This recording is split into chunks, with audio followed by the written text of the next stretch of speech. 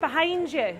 Now, the interesting thing, well, it's where the original medical museum was. So if you're local, you'll know the story about Birkenhair that stole the bodies or from the graveyard and then started killing people. That's where they were selling the bodies to. But they've got a really good exhibit in there about speculums. It's interesting, as soon as you say speculum, there's women go...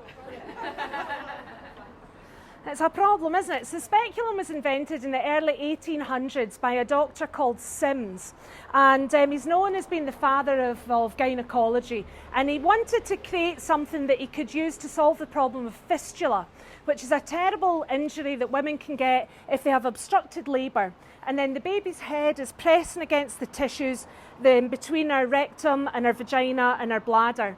And if the baby's sat there for a long time, the blood supply gets cut off to those tissues and it dies. The tissue dies.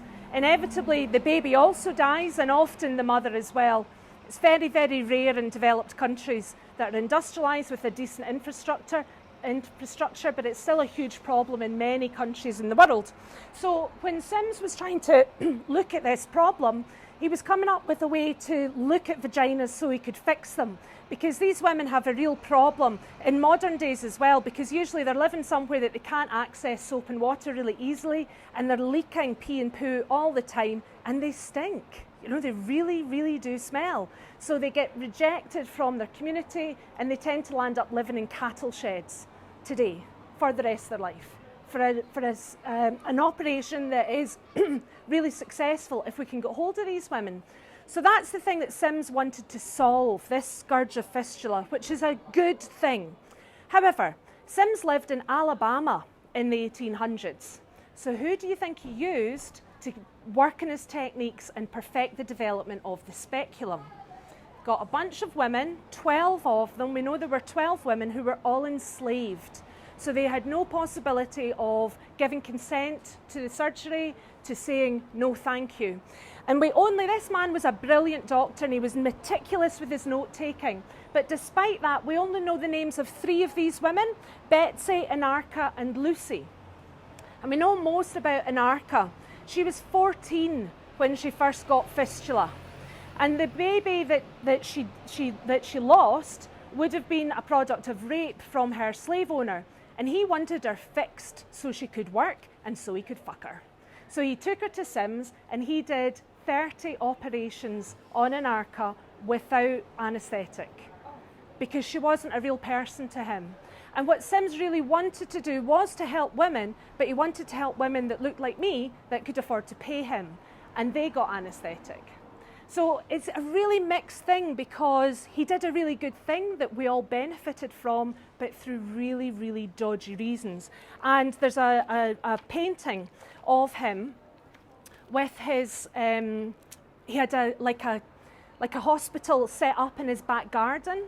It was a shed, and that's where he did the operations on these women. So this is Anarcha on the bed, and the Betsy and Lucy are peeking round the corner, and he's holding a speculum. Sorry, Kate. He's holding a speculum readiness.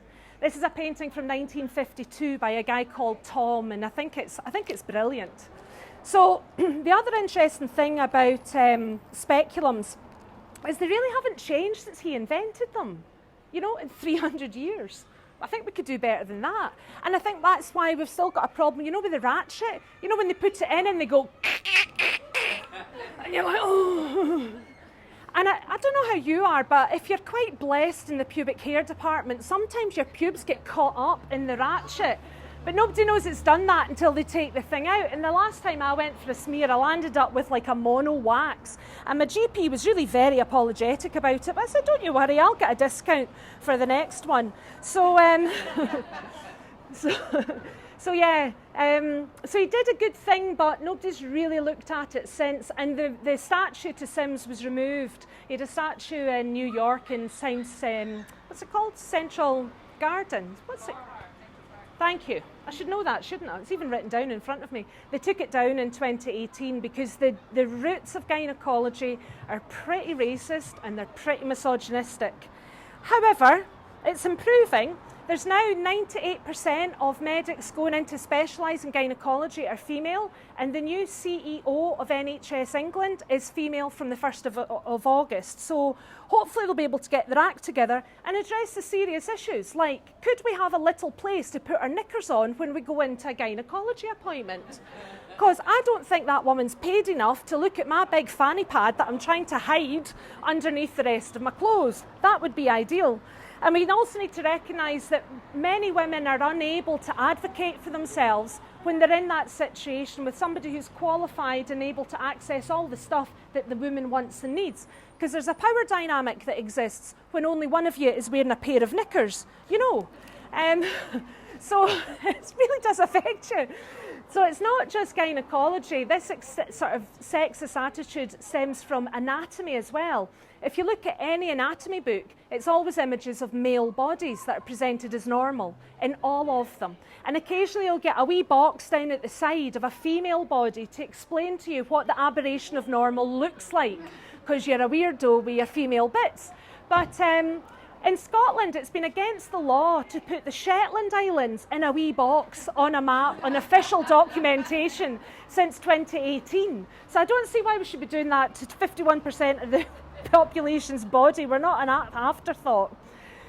Universities have known that medical misogyny is a thing. It's really well documented and researched, and there's been lots of publications in the BMJ and the Lancet to try and address it. But trying to change sexist organisations in a sexist society, it's easier to get, you know, a big tanker in the Suez Canal to change direction. So even today, women are far more likely to come away with a prescription for an antidepressant to help their pain than they are for a painkiller, because women's pain tends to get attributed to psychological causes rather than physiological causes. And we largely accept this from the health service. We tend to just go, oh well, that's fine, being a woman's a bit shit. Because the messaging that we've had has been that since the 3rd century. Hippocrates, who's the daddy of medicine, you know, the medics all take the Hippocratic Oath, he believed that a woman's uterus was an animal that roamed about inside her body. And if it got into your head, it made you mental. And he called this process hysteria. So even now, this is the importance of language, because the surgical removal of a uterus should be called a uterectomy, like an appendectomy or any of these ectomies. But it's called a hysterectomy because they're taking out your hysteria. Thanks, mate. It's the sort of thing that makes me really hormonal. So medicine's been doing really well at reflecting on all of these issues, and what I think they need to look at is that women don't really care how much the doctor knows. They're most interested in how much the doctor cares about their situation, and that in itself can be curative. There's also a really interesting link between the medics that were learning here in the 1800s, 17 and 1800s, and the witches and midwives and nurses. The first medical school was established in St Andrews in 1450, and that's the same time as the first women were being persecuted as witches in Scotland. And it's not a coincidence, because the women that were accused of witchcraft were often healers and midwives. And these women had been practicing empirical medicine for generations. They would give somebody a herb or a tincture, or they would try a technique in labour, they would observe what happened and they would adapt it, and that's science. But they were illiterate, so all the communication, all of their learnings was passed down orally. And when the medics were turning into a profession, they were men, and they didn't like these uppity women who knew shit but couldn't read or write, and also those women were stealing their business. So the 15th century book that was the Witch Hunter's Manual that King James VI was involved with, called the Malleus Maleficarum, actually states in it, no one does more harm to the Catholic Church than the midwives. And that's why somewhere between 4,000 and 40,000 women were executed in Scotland as witches. And somewhere between 60,000 and 1 million of us in Europe. Put your hand up if you think you would have been one of them. There's a great phrase, there's a great feminist phrase, and we're the granddaughters of the witches that you couldn't burn, which I really do like. So all of these women's knowledge, what they knew, was lost because it wasn't able to be recorded anywhere. Happily, of course, we no longer execute women as witches. We're much more civilised now. We just keep our witch hunts to social media and Twitter for these women with opinions, which is annoying because it's always men that chase these women. And all of women's problems stem from men, you know, menstruation, menopause, mental breakdown, but you can't mention it because they get all hysterical on you. So, we're going to have a look at labia majora. As we go along, we'll build a vulva. And my pal's daughter's doing theatre costume design. Let me know if this doesn't work, Stephen. And I got her to make me a vulva that we can assemble. And I'm really pleased with it. Ooh. So, labia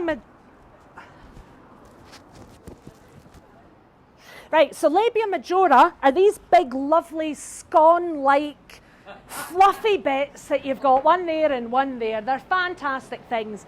And they're there as a shock absorber. They're there to stop with banging, right? Whether that banging is from, you know, you fall off your bike when you're 6 years old and you shout across the play park, "Mum, the handlebars just hit me in my mons pubis," which, you know, I'm all a fan, obviously, of teaching my daughter the correct terminology, but I maybe took it a wee bit too far with the whole mons pubis thing. And what was I going to say about that? Oh yes, big flat fluffy ones. They're there to stop you from hurting yourself, the tender stuff that's underneath it, or if somebody else is banging it for you. It's to cut down pain. It would be a bit nippy if you didn't have a bit of padding. It's a bit like having pads for your skateboard in your knees. Now, they've got a lot of fat tissue in them to help with that, but as you age, women tend to lose the fat, the volume of fat in their body in these fat pads because it's linked to estrogen. So older women sometimes get a bit annoyed because this might have been their best feature. And as they get older, it's more like, you know, like curtains used to be in the 80s, big grand affairs with pelmets and all of that. It's lovely, big, thick velvet stuff. And you might want to get a wee tie back so that you're your labia are functional. So, oh yes, they're always hairy as well on adult women. Some women are hairier than others, obviously. Some women don't have enough pubic hair to get caught up in the ratchet of a smear, and that's a wee shame. So, we're going to go now down to Chambers Street.